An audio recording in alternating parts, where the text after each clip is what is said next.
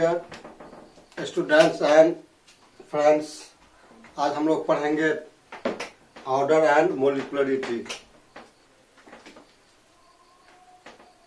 Order कहते हैं हम लोग the sum of power of concentration term, the sum of power of concentration term of rate expression equation.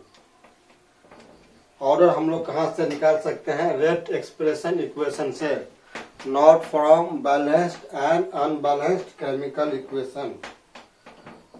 Order हम लोग किसी भी दिए हुए इक्वेशन, चाहे इक्वेशन बैलेंस हो या नहीं हो, उससे हम लोग नहीं निकाल सकते हैं। उसके लिए हमको उसका रेट एक्सप्रेशन दिया होना चाहिए। वो इसलिए क्योंकि ऑर्डर क्या है, एक एक्सपेरिमेंटल क्वांटिटी है और ये प्रेशर पे, टेम्परेचर पे डिपेंड करता है। ऑर्डर किसी भी रिएक्शन का एक ही होता है, जबकि मोलिकुलरिटी एक रिएक्शन के लिए एक से ज्यादा हो सकता है। जैसे मान लीजिए कोई ऑर्गेनिक रिएक्शन या इनऑर्गेनिक रिएक्शन एक से ज्यादा स्टेप में होता है, तो हर स्टेप से हम लोग उसकी मोलिकुलरिटी निकाल सकते हैं, लेकिन फाइनल रिएक्शन से हमको उसका ऑर्डर मिलेगा। तो ऑर्डर और मोलिकुलरिटी में हम लोग अभी डिफरेंस देखेंगे। आइए पहले हम लोग ऑर्डर देख लेते हैं। ऑर्डर, ये टॉपिक 12th और कंपटीशन के लिए बहुत ज्यादा इफेक्टिव है। जैसे हम लोग ऑर्डर का डिफिनेशन देखते हैं, the sum of power of concentration, the sum of power of concentration, जिसको हम लोग क्या करते हैं, जनरली इस बिग ब्रैकेट से इंडिकेट करते हैं। The sum of power of concentration, concentration term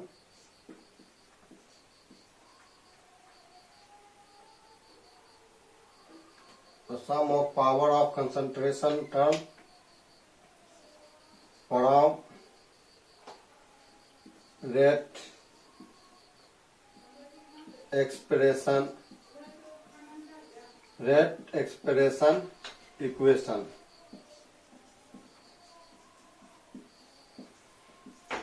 Not from balanced and unbalanced, not from balanced and unbalanced chemical equation या रिएक्शन।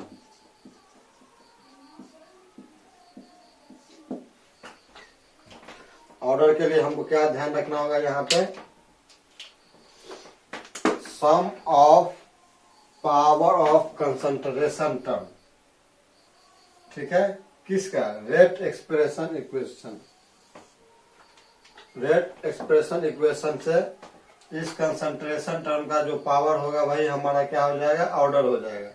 ये हम लोग किसी भी बैलेंस्ड या अनबैलेंस्ड केमिकल इक्वेशन से नहीं पता कर सकते हैं। क्यों नहीं कर सकते हैं? क्योंकि ये एक्सपेरिमेंटल क्वांटिटी है।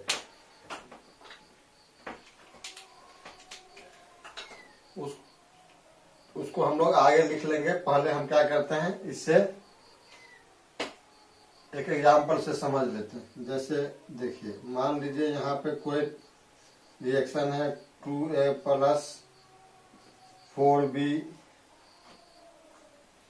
ये दिया हमको 5C, तो ये हमारा रिएक्टेंट हो गया, ये प्रोडक्ट हो गया। मान लेते हैं इसका रेट एक्सप्रेशन इक्वेशन है, रेट एक्सप्रेशन इक्वेशन।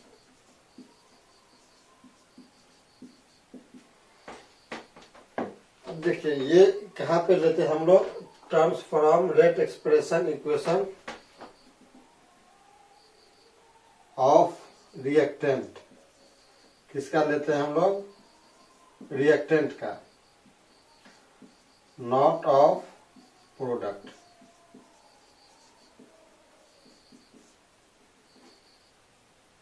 ठीक है, हम ये किसके लिए लेते हैं, रिएक्टेंट के लिए लेते हैं। जैसे रेट एक्सप्रेशन इक्वेशन लिखेंगे तो हम यहाँ पे किसके लिए लिखेंगे, रिएक्टेंट के लिखेंगे, जिससे हमको ऑर्डर मिल सकता है। प्रोडक्ट से हमको ऑर्डर रेट एक्सप्रेशन इक्वेशन से नहीं मिल सकता। तो जैसे हमने यहाँ पे क्या बोला कि ये एक एक्सपेरिमेंटल क्वांटिटी है, जो हमको रेट एक्सप्रेशन इक्वेशन मिलेगा, ये बैलेंस्ड या अनबैलेंस्ड केमिकल इक्वेशन से नहीं मिलेगा। ये हमारा यहाँ पे क्या दिया हुआ है, केमिकल इक्वेशन दिया हुआ है। और यहाँ पे हमको क्या करना है, इसके रिएक्टेंट से, इस साइड से हमको ऑर्डर निकालना है। ये हमारा हो गया रिएक्टेंट, ये प्रोडक्ट, इससे हमारा कोई लेना देना नहीं है रेट एक्सप्रेशन इक्वेशन का। यहाँ से हम लिखेंगे तो ये बराबर हम लोग क्या लिख सकते हैं, यहाँ पे एक कांस्टेंट लेंगे रेट कांस्टेंट के। अब यहाँ पे आया कंसंट्रेशन ए, इसका कंसंट्रेशन, रेट एक्सप्रेशन इक्वेशन हमने लिखा ए। अब यहीं पे हमको थोड़ा समझने का क्या है कि ए है तो ए का पावर यहाँ पे हम जनरली क्या लोग करते हैं कि 2 होगा। ये जरूरी नहीं है, हम इसके पावर को 3 भी कर सकते हैं। और यहाँ बी है तो बी का पावर 2 भी हो सकता है। बी का पावर क्या हो सकता है, ये 2 भी हो सकता है, 3 भी हो सकता है, इवन 4 भी हो सकता है। लेकिन ये नहीं है कि केमिकल इक्वेशन में जो दिया हुआ हो स्टोइचोमेट्रिक वैल्यू या मोल की संख्या, जैसे यहाँ 2 मोल है या स्टोइचोमेट्रिक 2 है, यहाँ 4 है, तो ये ए के लिए 2 है, तो यहाँ पे ये नहीं होगा कि ए का पावर 2 ही हो। उसी तरह बी के पहले क्या स्टोइचोमेट्रिक 4 है, तो बी का पावर 4 ही हो, ये जरूरी नहीं है। इसीलिए यहाँ पे कहता है कि ऑर्डर हम लोग कहाँ से निकालते हैं, रेट एक्सप्रेशन इक्वेशन से। रेट एक्सप्रेशन इक्वेशन हम रिएक्टेंट से लेंगे, लेकिन रिएक्टेंट का जो स्टोइचोमेट्रिक वैल्यू है, मोल है, उसको हम लोग कंसंट्रेशन के पावर में नहीं लिखते हैं। जैसे यहाँ पे ए का पावर 2 अगर लिखना होता तो यहाँ लिखा गया है 4 लिखना होता है, यहाँ पे 4 नहीं लिखा गया, 2 लिखा गया है। क्योंकि ये एक एक्सपेरिमेंटल क्वांटिटी है, जिसको हम बैलेंस्ड या अनबैलेंस्ड केमिकल इक्वेशन से नहीं लिख सकते हैं। तो अब यहाँ पे क्या कहता है, sum of power of concentration term. तो यहाँ पे कंसंट्रेशन टर्म ए का कितना है, यहाँ पे 3 है। तो यहाँ पे हम लोग क्या लिख सकते हैं, ऑर्डर विथ रिस्पेक्ट टू ए। ए के रिस्पेक्ट में ऑर्डर क्या हो जाएगा, ए का पावर कितना है, 2 है कि 3 है, 3 है। बी का पावर 2 है, तो order with respect to A कितना हो गया, 3। फिर order with respect to B कितना है, 2 है। फिर यहाँ पे ओवरऑल ऑर्डर ऑफ रिएक्शन क्या हो जाएगा, overall order of reaction. Overall order of reaction क्या हो जाएगा, order of A plus B कितना हो जाएगा, 3 + 2 = 5। ठीक है, तो इस रिएक्शन के लिए रेट एक्सप्रेशन इक्वेशन ये दिया, इसका ओवरऑल ऑर्डर क्या हो गया, 5। और एक फॉर्मूला होता है unit for nth order reaction. क्या चीज, यूनिट फॉर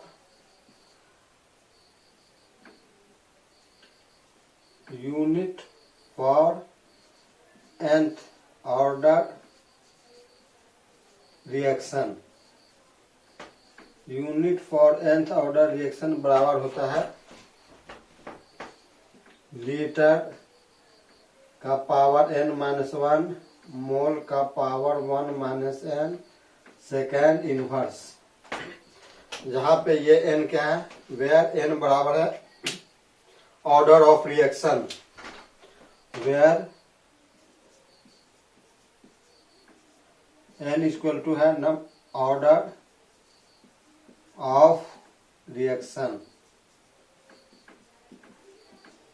ठीक है, जैसे यहाँ पे a के रिस्पेक्ट में ऑर्डर क्या हो गया, यहाँ पे 3 इसका मतलब a के रिस्पेक्ट में ये क्या है, थर्ड ऑर्डर रिएक्शन है, b के रिस्पेक्ट में ये क्या हो जाएगा, सेकेंड ऑर्डर। तो यहाँ पे अगर हम लोग यूनिट लिखना चाहें, क्या लिखना चाहें यहाँ पे, यूनिट फॉर या विथ फॉर ही कर देते हैं, यूनिट फॉर ए। तो ए के लिए n बराबर कितना हो जाएगा, यहाँ पे ए के लिए ऑर्डर क्या है, 3 है, तो यहाँ पे n का मान क्या हो जाएगा, 3 हो जाएगा। तो यहाँ पे हम लिखेंगे क्या, लीटर, n की जगह पे क्या लिखेंगे, 3 -1, फिर क्या होगा ये मोल 1 माइनस n का मान कितना है, 3 है, और ये सेकेंड इनवर्स अपनी जगह पे रहेगा। तो फाइनली ये क्या हो जाएगा, हमको लीटर का पावर 2 मोल -2 और सेकेंड इनवर्स। तो यूनिट हमारा ए के लिए क्या हो गया, ए के लिए ये हो जाएगा। फिर अगर उसी तरह हम लोग यूनिट किसके लिए लेंगे, बी के लिए लेंगे, तो बी के लिए यहाँ पे क्या पुट करेंगे हम लोग, एन की जगह पे बी के लिए 2 पुट करेंगे, 2 - 1 मोल 1 - 2 सेकेंड इनवर्स। तो ये क्या हो जाएगा, litre mole inverse second inverse, litre mole inverse और सेकेंड इनवर्स। अगर ओवरऑल निकालना होगा तो वहां पे n का मान क्या पुट करेंगे हम लोग, 5 पुट करेंगे। तो यहाँ पे क्या हो जाएगा, 5 - 1 4 हो जाएगा। इसी तरह हम लोग इसको देख लेंगे। तो ऑर्डर हमने क्या देखा, sum of power of concentration term from rate expression equation. ये हमारा क्या है, रेट एक्सप्रेशन इक्वेशन है, जिसके कंसंट्रेशन को हम किससे इंडिकेट करते हैं, बिग ब्रैकेट से। कंसंट्रेशन को किससे इंडिकेट किए, बिग ब्रैकेट। इसका जो पावर होगा उसको हम ऐड कर देंगे तो हमको क्या निकल जाएगा, वहां पे ऑर्डर निकल जाएगा। ये ध्यान रखेंगे हम लोग कि ये इक्वेशन किसी भी केमिकल इक्वेशन से हम डायरेक्ट ऑर्डर नहीं निकाल सकते हैं। और इसमें 16 स्टेप से डिटरमाइनिंग स्टेप होता है, वो अगला टॉपिक होगा हमारा। वो इसमें type of method for determining order, और आगे आएगा वहां पे 16 स्टेप, डिटरमाइनिंग स्टेप, फिर 16 स्टेप कैसे पहचानते हैं वो आएगा। वो सबको हम लोग बाद में देखेंगे। ऑर्डर क्या होता है हमको, it is an experimental quantity. ये क्या है, it is an experimental quantity, experimental quantity.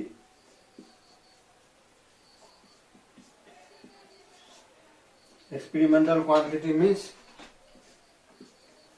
Not theoretical।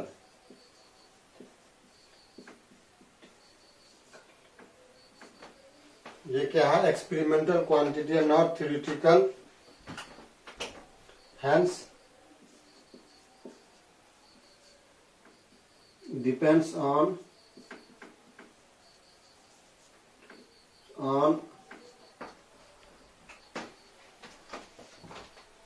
pressure and temperature, pressure and temperature।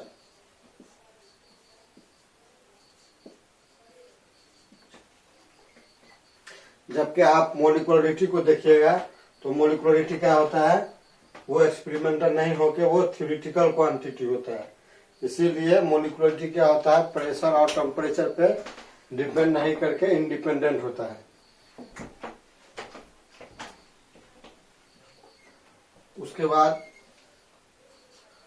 Order क्या हो सकता है, 0 भी हो सकता है, निगेटिव भी हो सकता है, फ्रैक्शन भी हो सकता है, और पॉजिटिव होल नंबर भी हो सकता है।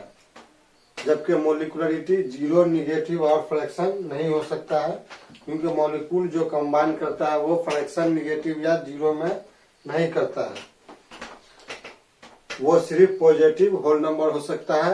वो 3 और 3 से ज्यादा भी मोलिकुलरिटी नहीं होता है, क्योंकि हम क्या करेंगे, अगर मान लीजिए 3 आदमी 3 बॉल को एक ही बार फेंका तो तीनों बॉल एक टाइम में एक ही पॉइंट पे टकरा जाए, इसकी गारंटी नहीं है। लेकिन 2 बॉल क्या होता है, जनरली टकराता है। तो ऑर्डर हमको जनरली 1 और 2 होता है,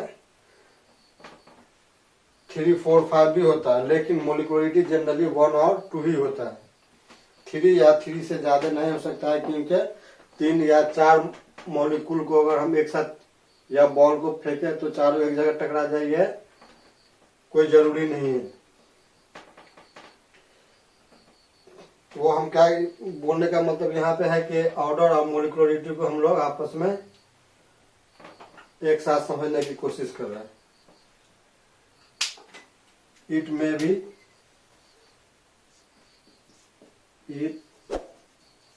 भी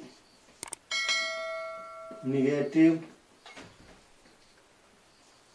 zero, fraction and positive।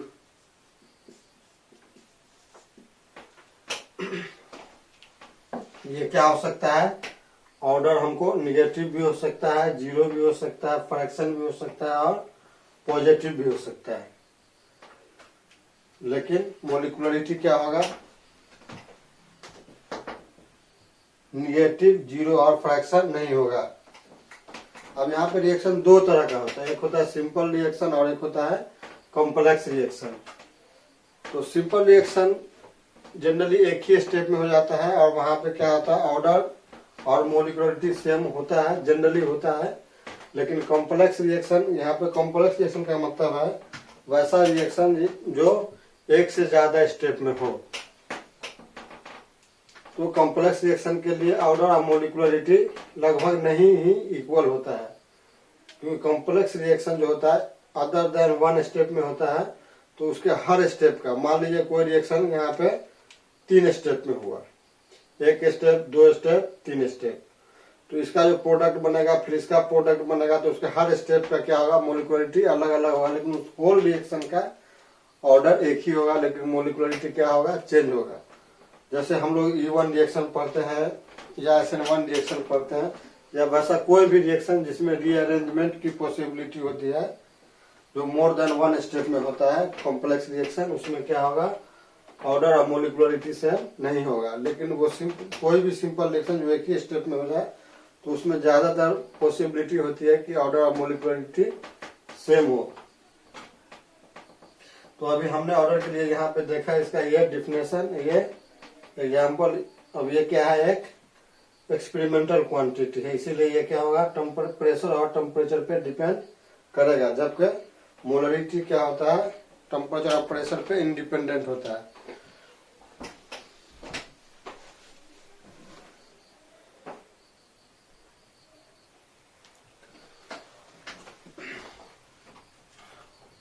For a simple reaction,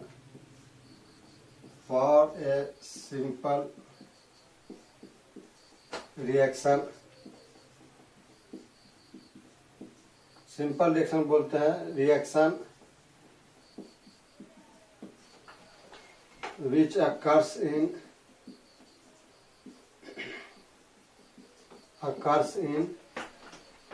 single step।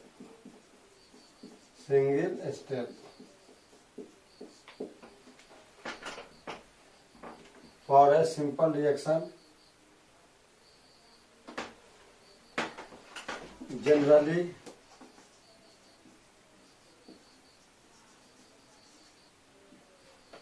order equal to molicularity।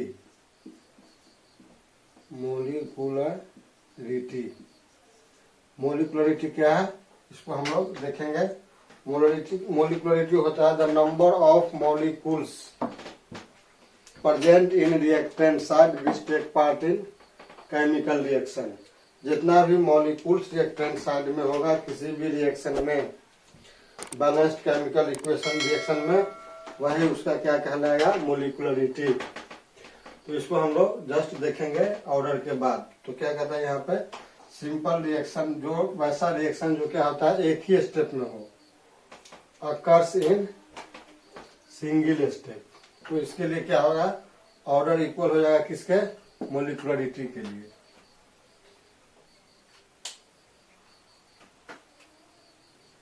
Molecularity के फिर कहता है for a complex reaction, for a complex reaction.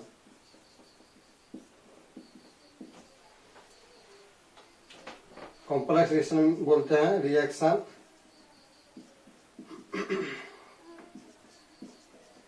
which occurs in greater than one steps। वैसा reaction जो क्या हो, एक से ज्यादा स्टेप में हो, greater than one steps. Order not equal to molecularity, molecularity.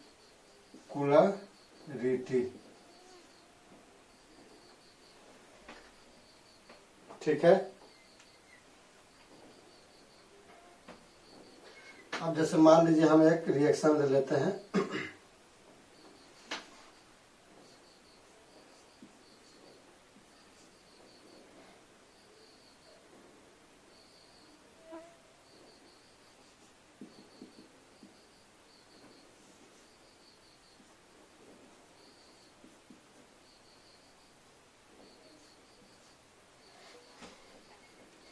हम इसका मैकेनिज्म नहीं लिख रहे हैं। मैकेनिज्म हम लोगों ने क्योंकि पहले पढ़ा है E1 रिएक्शन का या SN1 रिएक्शन का, इसको हम यहाँ पे जनरली दिखा देते हैं। जैसे यहाँ पे ये मान लेते हैं अल्कोहलिक है, अल्कोहलिक बेस है या अल्कलाइन है। इसका मतलब ये क्या फेवर करेगा, E1 रिएक्शन फेवर करेगा। तो E1 के लिए हम लोग ने देखा था कि रेट बराबर क्या होता था, K into concentration of reactant. मान लीजिए ये अल्काइल हैलाइड है तो ये इसके बेस पे या इस किस स्टेप में, कितने स्टेप में हो रहा है, वो चीज हमको यहाँ पे मेंशन नहीं है इसका। और यहाँ पे कुछ नहीं, इसका मतलब इसका पावर क्या है, 1 है। तो इसका ऑर्डर क्या हो जाएगा, यहाँ पे 1 हो जाएगा। ऑर्डर 1 होगा तो इसका यूनिट क्या हो जाएगा, वो ऑर्डर के फॉर्मूला पे हम लोग nth ऑर्डर के फॉर्मूला पे पुट कर देंगे तो ये फाइनली आपको सेकेंड इनवर्स आ जाएगा।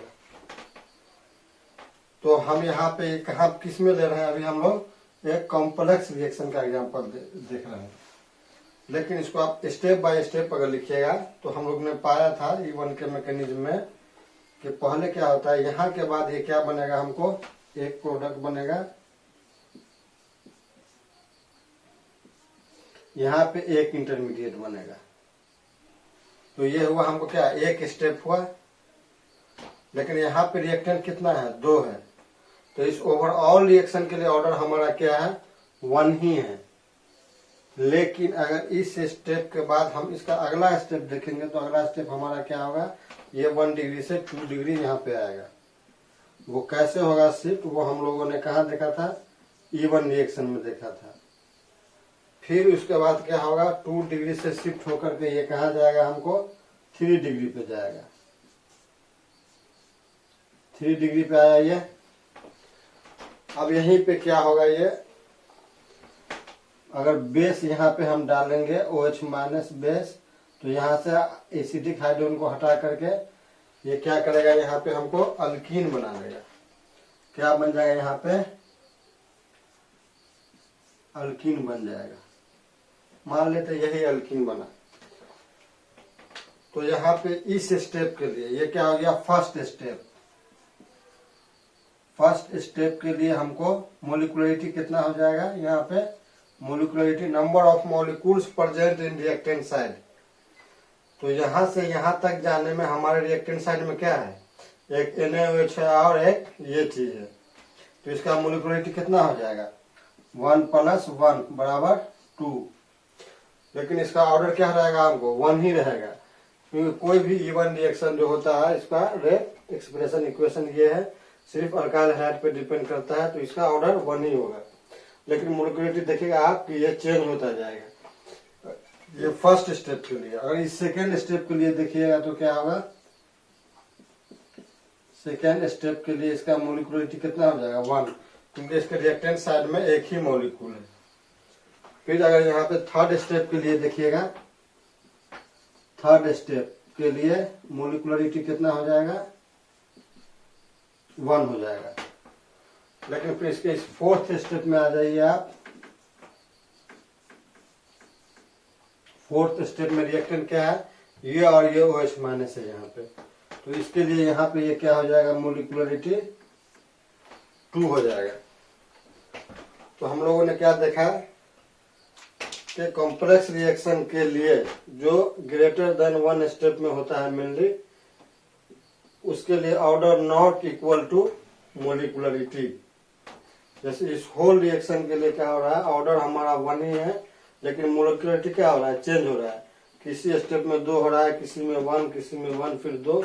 इसी तरह और भी अदर कॉम्प्लेक्स रिएक्शन में क्या हो सकता है, ऑर्डर और मोलिकुलरिटी चेंज हो सकता है। लेकिन सिंपल रिएक्शन जो एक ही स्टेप में हो जाए, है ना, तो उसके लिए क्या लिखते हैं हम लोग, ऑर्डर और मोलिकुलरिटी दोनों क्या हो जाता है, सेम हो जाता है।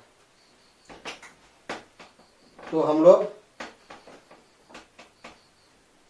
ऑर्डर के बारे में देखा, फिर हम लोग मोलिकुलरिटी के बारे में देखेंगे। केमिकल काइनेटिक्स को हम लोग कंटिन्यू रखेंगे। आप लोग कंटिन्यू रहे, शेयर करें और सब्सक्राइब करें।